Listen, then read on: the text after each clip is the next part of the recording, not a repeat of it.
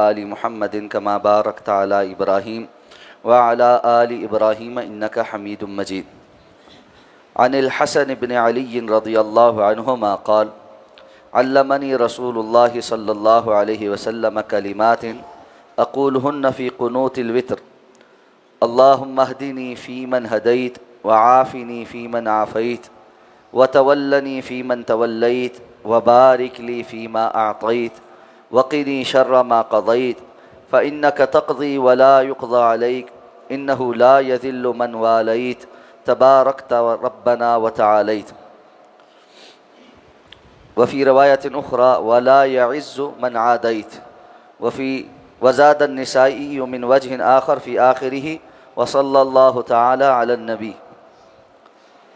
حضرت حسن بن علی رضی اللہ تعالی عنہما جو رسول اللہ صلی اللہ علیہ وسلم کے نواسے ہیں، حضرت علی رضی اللہ تعالیٰ عنہ اور حضرت فاطمہ رضی اللہ تعالیٰ عنہ کے بڑے بیٹے ہیں، فرماتے ہیں کہ مجھے نبی کریم صلی اللہ علیہ وسلم نے کچھ دعا کے کلمات سکھائے کہ جن کو میں وطر کی قنوت میں پڑھتا ہوں، اور وہ کلمات یہ ہیں: اللہم اہدنی فیمن ہدیت سے لے کر آخر تک.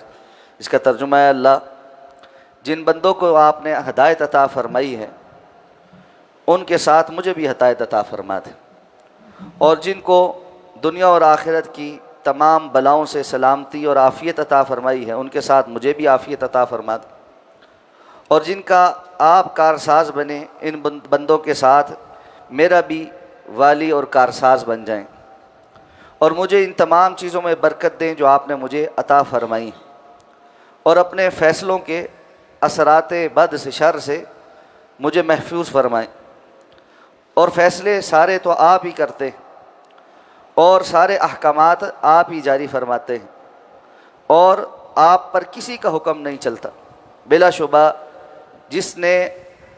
جس سے آپ کی دوستی ہو وہ کبھی ذلیل اور خوار نہیں ہوتا، اور ہر حال میں معزز و محترم رہتا ہے. آپ برکت والے ہیں، آپ کی شان بلند ہے اے میرے مالک اور پروردگار. اور دیگر روایات میں بعض الفاظ کا اضافہ بھی ہے کہ جیسے: ولا یعز من عادیت، جس کی عداوت پر اے اللہ آپ آ جائیں تو وہ کہیں سے عزت نہیں پا سکتا. اور اسی طرح سنن نسائی کے الفاظ میں وصلی اللہ تعالی علی النبی، آخر میں اللہ تعالیٰ اپنے پیغمبر رسول اللہ صلی اللہ علیہ وسلم پر اپنی خاص رحمت اور برکت نازل فرمائیں. یہ الفاظ کا اضافہ بھی ہے. تو یہ دعائے قنوت کی یعنی قنوت کے اندر پڑھے جانے والی دعاؤں میں سے ایک دعا ہے جو اللہ کے رسول صلی اللہ علیہ وسلم نے حضرت حسن رضی اللہ تعالیٰ عنہ کو سکھائی تھی. وطر عشاء کی نماز میں سب سے آخر میں پڑھے جانے والی نماز ہے، جس کی تعداد 1، 3، 5، 7 اور 9 رسول اللہ صلی اللہ علیہ وسلم سے مختلف اوقات میں ثابت ہے. پورے دن کی نمازوں کو ادا کرنے کے بعد آخر میں نماز کو وطر کرنا ہے، یعنی طاق عدد میں لے کر اس کا خاتمہ کرنا، کیونکہ رسول اللہ صلی اللہ علیہ وسلم فرمایا: ان اللہ وطر یحب الوطر، اللہ تعالیٰ خود بھی وطر ہیں یعنی ایک ہیں، اور اسی وجہ سے اللہ تعالیٰ طاق عدد کو پسند فرماتے. تو اپنی رات کی نماز کی آخری نماز وطر کو بنانا، اس میں قنوت پڑھی جاتی ہے. اس قنوت کا اصل مقام قنوت وطر میں رکوع سے پہلے ہے، یعنی آپ نے سورہ فاتحہ پڑھی، اس کے بعد کوئی اور آیت یا سورت پڑھی، اور آپ صلی اللہ علیہ وسلم عموماً جو وطر کی آخری رکعت ہوتی تھی اس میں سورہ اخلاص، قل هو اللہ احد، یہ پڑھتے تھے. 3 وطروں میں آپ کا عموم یہ تھا کہ آپ پہلی رکعت میں سورہ اعلیٰ سبح اسم ربک الاعلیٰ پڑھتے، دوسری رکعت میں آپ سورہ کافرون پڑھتے، اور تیسری رکعت میں آپ سورہ اخلاص پڑھتے. اور اس کے بعد اسی طرح کھڑے کھڑے بغیر کوئی اللہ اکبر کہے، بغیر کوئی رفع الیدین کیے آپ قنوت وطر پڑھیں. یہ دعا یہ ہے. و دوسری دعا اگر کسی کو یاد ہے وہ بھی رسول اللہ صلی اللہ علیہ وسلم سے ثابت ہے. تو یہ قنوت وطر پڑھیں، اور اس کے بعد باقی نماز جیسے رکوع میں جاتے ہیں، رکوع سے اٹھے اور اپنی نماز جو ہے وہ مکمل کریں.